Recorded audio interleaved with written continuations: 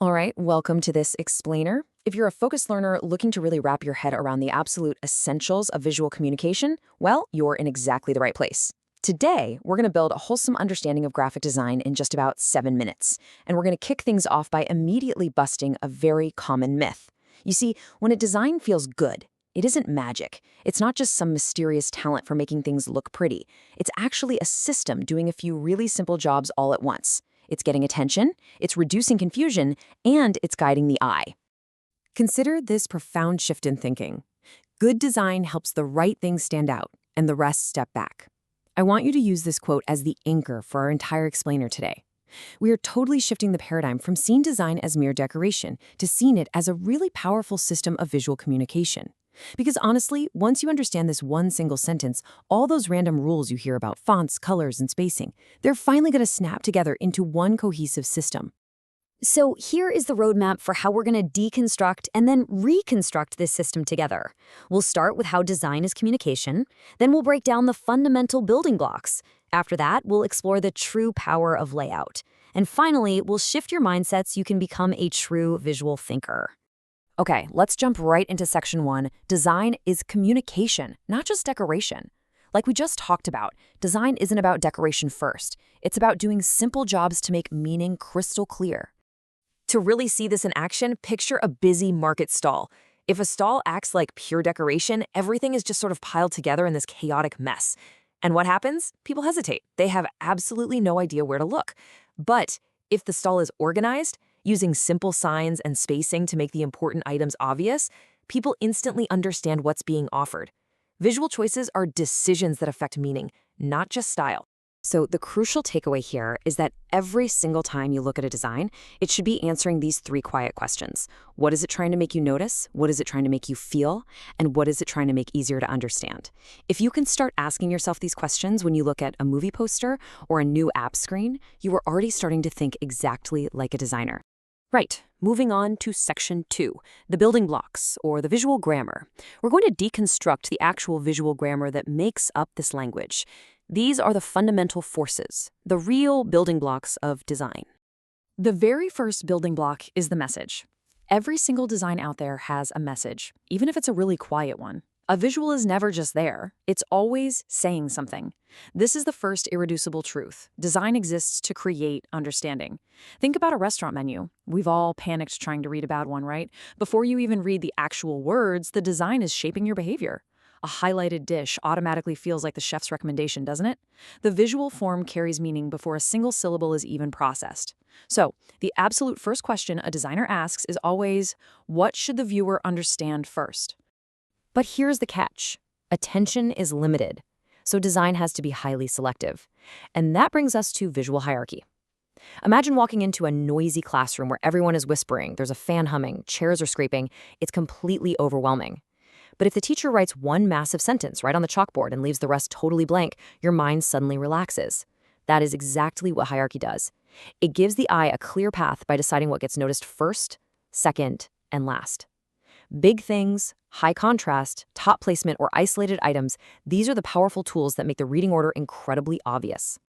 Next up is space. Now, a lot of people think design is all about adding things, but honestly, often the most powerful move is leaving things out. A crowded, messy desk takes massive mental effort just to navigate, but when those same objects have some breathing room, the desk actually becomes usable. White space is not wasted, empty area. It is literally the structure and the pause that lets meaning be understood without any visual friction. Then we have contrast, which is all about creating distinction. Because if everything looks exactly the same, nothing stands out. Think about writing with a thick, bold black marker on crisp white paper versus using pale gray ink on off-white paper. The words haven't changed at all, but the contrast has. Difference creates emphasis, and strong contrast instantly makes any design feel clearer and way more confident. Our last 2 building blocks bring consistency and order. And you know, the human mind absolutely craves patterns. Repetition acts just like a musical rhythm. Repeating colors, fonts, and shapes essentially tells the viewer, hey, relax, you're still inside the same reliable system, which inherently builds trust. And alignment, that's like organizing books on a shelf. Even if the books are totally different sizes, lining them up along a shared invisible edge creates an instant connection. It's this invisible discipline that makes any layout feel polished and professional by drastically reducing that visual friction we talked about. Put it all together, and it beautifully illustrates the whole system in one really compact view. Notice how each structural building block maps directly to what a viewer actually feels. The message gives purpose, hierarchy tells them exactly where to look. These aren't rigid rules you have to memorize, they're forces. And once you see how they interact, you stop asking if something merely looks nice, and you finally start asking if it communicates clearly. All right, let's move to section 3, the power of layout, or spatial logic. If our building blocks were the ingredients, well, layout is the actual cooking process that combines those forces into something amazing. Layout is, simply put, the spatial logic of the message. It is all about controlling movement. Think of a layout like a walking path through a really beautiful garden. If the path is clear, you know exactly where to walk and what to look at. If it's broken or overgrown, you hesitate, you backtrack, and the whole experience just becomes mentally tiring.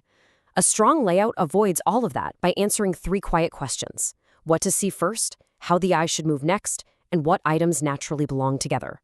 A massive part of this spatial logic is establishing a really strict reading order. Layout is exactly where hierarchy becomes visible in physical space. A viewer should never, ever have to guess what matters first. A strong layout creates a very deliberate path. First, your eye hits the primary message, then it naturally moves down to the supporting details, and finally, it rests on the secondary, less urgent information. Designers structure this path using a few key tools. First, they use an invisible grid, which acts sort of like the bones under the skin, holding the whole shape together and making the page feel coherent. They also use grouping or proximity, where spacing acts literally like punctuation in a written sentence, telling the brain which related items belong together. And finally, they use balance. But keep in mind, balance isn't just making both sides identically symmetrical. It's a felt equilibrium, kind of like a hanging mobile, where different shapes and weights resolve into this stable, calm system. All of these choices exist entirely to serve the message and reduce the viewer's mental effort. Which brings us to our final section, becoming a visual thinker, the paradigm shift. It is time to step into a totally new perspective. This right here is the ultimate realization. A good layout does not ask the viewer to work harder. It does the work of organization for them. Understanding this concept is the real paradigm shift. You don't have to just guess if something looks pretty anymore. You now have the actual tools to diagnose visual problems with absolute clarity. As you can see from the source material, this highlights a real shift in your identity. You're no longer just a beginner collecting random design terms. You're actively starting to look for the structure beneath the surface. You now see that every choice, every tiny change in space, contrast, or alignment literally changes the meaning of the design. So, let's summarize the core takeaway of this explainer with one simple but deeply profound truth. Good design makes meaning easy to find, easy to follow, and easy to trust. This straightforward lens is now a permanent part of how you think and how you process the visual world around you. So, I'm going to leave you with a bit of a challenge. The next time you open an app on your phone, or look at a billboard on the highway, or even read a menu at a cafe, I want you to ask yourself this. What is the main message of the design I'm looking at? Take this new structural lens out into the real world. Actively decode the visuals around you, and just watch how much more clearly the world communicates. Keep learning and keep looking for that hidden structure.